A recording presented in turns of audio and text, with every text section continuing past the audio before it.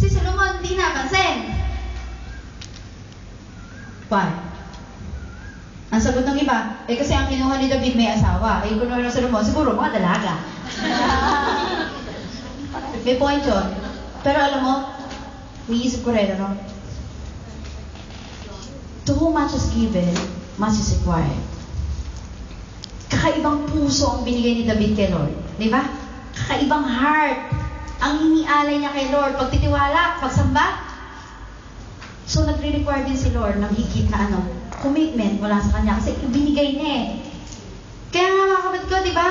Yung iba dito, nagbigay ng kakaibang commitment. Iba rin na binibigay sa kanila ng Panginoon at iba rin ang inire-require sa kanila. Tama po ba? So, David is not perfect, but he put his complete trust in God. Pero hindi siya nanatiling nandun sa kasalanan. Ano nangyari? Pinatawad siya ni Lord. Di ba, humingi siya ng tawad at good news sa Panginoon, kahit nagkakamali ka, David commit a mistake. But God is the God of many chances. God is the God of many chances. Lagi nagbibigay ng mga pagkakataon si Lord para makabawi ka. Amen po ba? Nagpe-fail ka ba? Nagkakamali tayo sa mga desisyon, di ba? Hindi tayo perfecto. Kung minsan kasi may mga taong hirap mag-move on pag nagkamali ka ng desisyon eh. Pero huwag natin ugaliin yung halimbawa may nagkamali. Yan kasi, ko kasi, walang sisihan. Sabihin mo sa akin mo, walang sisihan. Dapat itong church na to, hindi tayo compromise, pero ang dapat na maging attitude natin, lagi natin binibigyan ng room ang bawat isa para lumago. Magkamali man, okay lang yung sister. Magpatuloy ka lang because God is the God of many chances. Amen. Do not condemn anybody because even God doesn't condemn us. Amen. Amen. Hindi tayo kinukondem na Panginoon. Bakit natin kinukondem ang isang tao? Nagkasala, huwag ka na pumunta sa live. Kaya ka. Meron bang ganun dyan? O si Lord nga, God of grace eh. Amen. God of mercy.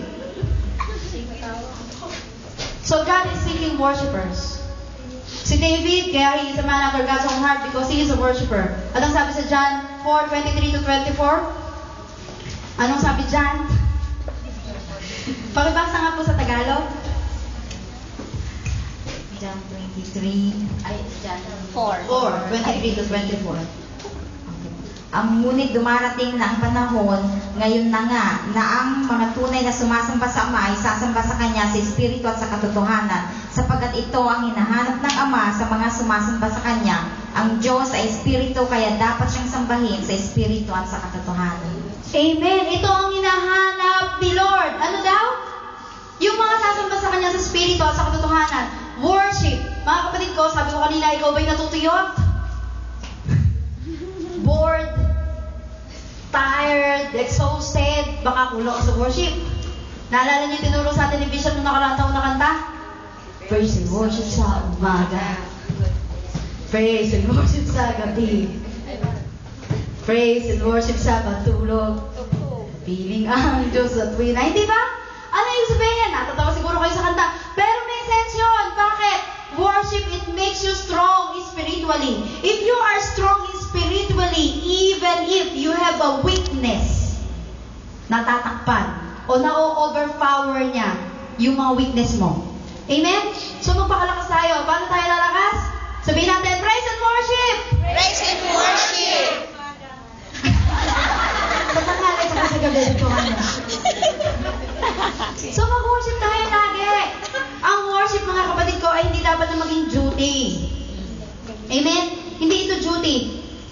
Dapat natin i-enjoy.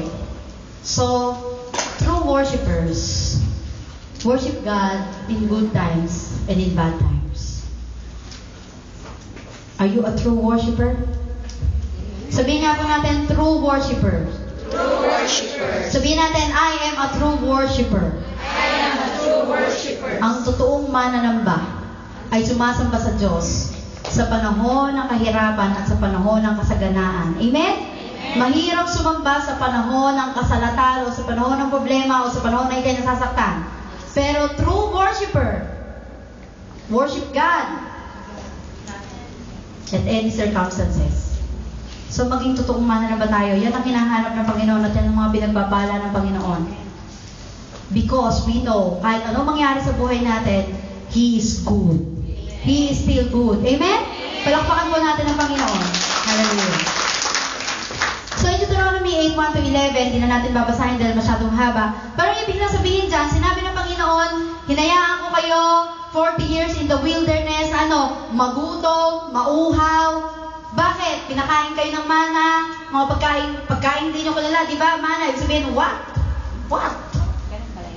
Bakit? To prove you and to humble you. Yun ang purpose ng Panginoon. You know why Israelites stay in the wilderness for 40 years? Because they don't learn how to worship God in the wilderness. True worshipers worship God even in the wilderness. Ano yung sabihin ng wilderness? Pinag-aralan natin yan ng mga nakaraan. Ito yung mga panahon na, di ba? Mga testing time, nandyan ang mga trials, nandyan yung wala kang mainom, di ba? Sa wilderness, anong naranasan nila? Walang mainom, walang makain, lakad ng lakad. Ang inaasahan lang nila yung guidance ni Lord. Pag tumigil ang ulap, hihinto. Di ba? Ang haliging apoy, pag dumakad, lalakad sila. Alam mo yun? Yun yung wilderness. Israelites stay in the wilderness for 40 years because they do not worship God. They don't learn to worship God in the wilderness. Eh kung natutunan lang nilang sumamba sa Panginoon, at di nakarating sana sila na maaga? 11 days journey? It took 40 years? Imagine, i-compare mo 11 days sa 40 years. Hindi ko ma-imagine yung ratio. Di ba? Aping-api eh. Bakit? Sa halip na mag-worship, alam mo kung ginawa nila? Magreklamo, grumbling, murmuring, complaining.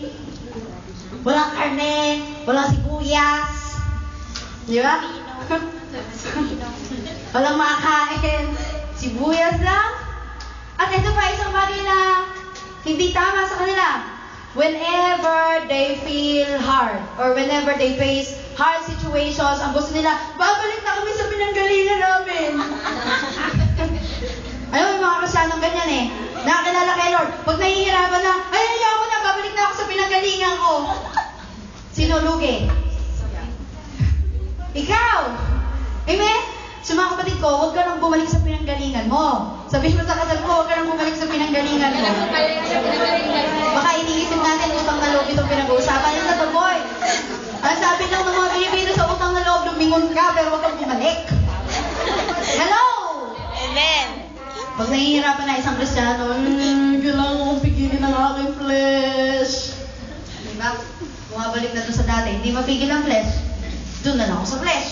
Pero mga kapatid ko, huwag ka nang babalik. Sapagkat yung mga trials na yan, they are the proving of our faith. And they are the preparation of promotion. God cannot promote an unstable person. Unstable? Ano yung sabihin ng unstable? Babago-bago isip, di makapag-desisyon ng tama, di ba? Ngayon, high na high kay Lord. Ang dami kong himala. Kay Lord ako, di ba? Sa giya ko. Giya. Di ba? Eh, kinurek ni Pastora Ana. Yung nasa-giya. Di ba? Sis, i-correct mo yung pananamit mo, yung pananalita mo. Alam mo yun? Ayoko na sa giya. Unstable. Ngayon, kay Lord, bukas hindi. Ngayon, sa music ministry, sa susunod, sa dance ministry. Sa susunod, Pastora sa preaching. Unstable. God cannot promote an unstable person. So sabihin ko sa atin mo, be stable. Be stable. Be stable. And if you want to do something great for God, there is a price you need to pay. Kailangan mong mag-sacrifice ng maraming bagay kung gusto mo talagang makapaglingkod sa Panginoon. Amen. Bago ako naging pastor dito, maraming mga bagay ang isinuko kay Lord. Kasama na rin yung desire kong pumasok sa showbiz. Yung pag-aasawa, hindi ko pa isinusuko yun. Pinangunahan ako ni Pastor Ana. 34 pa lang ako. If you want to do something great for God, you need to pay. There is a price you need to pay. At kung mga flesh yan, mga desire ng flesh natin, ano desire ng flesh? Alam nyo na yun, di ba? Paulit-ulit natin pinag-aaralan dito. Ito talagang mangyayari. Kung gusto mo maglingkod at magamit ka ng Panginoon greatly, kailangan mong iset aside muna o iset aside talaga ang mga desire ng iyong laman. Amen? Yun talaga ang mangyayari. Natahimik kayo. Tapos sama ng tingin nyo sa akin. So, yun talaga. May kapalit naman eh. Amen? Great things din. Sinabi ko nakaraang linggo, ano ibabalik ni Lord? 100-fold. Amen? 100-fold! Hindi ba kayo natutuwa doon? 100-fold! Yun yung ibabalik ng Panginoon. Kapag iniwan mo yung mga bagay na mahalaga sa'yo, at inuna mo, Panginoon, He will give you back 100-fold. So sa 2 Chronicles 20 verse 3, binasa ni Sister Wenyan kanina, galing ano? Noong nilusob ng mga kaaway ang Israel, alam mo, mga Moabites, Ammonites, alam mo yung mga Ites? Yung mga laging kaaway ng Israelites eh. Mga Ites. Moabites, Ammonites, Jebusites, Girgasites, Zinagtatites, Reclamites. Lumusog kay Haring Jehoshaphat. Pero alam ba kung ano? Napakaganda nito. Gusto kong buksan natin. 2 Chronicles. In chapter 20, verse 3, nung nalaman nila na maraming mga kaaway ang lumusog o lulusob sa kanila, ang unang reaksyon ni Jehoshaphat, ang sabi dito sa verse 3, and Jehoshaphat feared and set himself. Sabihin natin, set himself. Set himself. To seek the Lord. Natakot siya. Eh, yun naman talaga ang reaksyon natin eh. Ang dami mga kaaway, di ba? Pero hindi na natili yung takot. Meron siyang ginawa. Kapag natatakot tayo, meron tayong gagawin. Patawag sa kaibigan? No? Ito ko nang gagawin. Set yourself to seek the Lord. Ganyan po ang mga bangko tumatawag sa bahay. Nandiyan ka na rin lang. Set yourself to seek the Lord. Hindi ka na makakaalis lang, di ba? Harapin mo at halagpasan mo. Huwag mong takbuhan. Huwag mong takasan. Amen? Set yourself to seek the Lord. At alam mo kung ano nangyari dito? And proclaim a fast throughout all Judah. At dumundag tayo sa verse 15. Ang sabi ngayon ng isang tao na the Spirit of the Lord came upon him. And then he said, sabi sa verse 15, listen, all you Judah and you inhabitants of Jerusalem. Nakikinig pa kayo? Amen. Listen, and you King Jehoshaphat. Sabi dito, thus says the Lord, do not be afraid, nor be dismayed, because of this great multitude. For the battle is not yours, but God's. Sabi nga ni Jenny, the battle is the Lord. Di ba? The battle is the Lord, the battle is not yours. Sabi natin, the battle is not mine. The battle is not mine. Sabi natin, it's God's. Yes. Si Lord ang nakikipaglaban, mga kapatid ko. At alam mo ba, ito tuwang-tuwa ako. Gusto ko nakakabasa ng mga ganito. Kasi kapag ang tao sa kanyang sarili, hindi na niya kaya laban. Tandaan niyo ito. Pag hindi mo na kaya yung laban, yung nasa harap mo, hindi mo talaga kaya. As in, kahit para mo pa computer, hindi mo talaga kaya. Set yourself to seek the Lord. Call upon the Lord, siya makikipaglaban para sa iyo. Amen. Amen? Ito sabi, at ang sabi dito, sa verse 17, you will not need to fight. Hindi mo kailangan makapaglaban. Sabihin natin, I don't need to fight. I don't need to fight. Pag hindi mo na kaya ang kaaway at talagang beyond your strength and beyond your ability, you don't need to fight. Relax. Ano sabi dito? Position yourself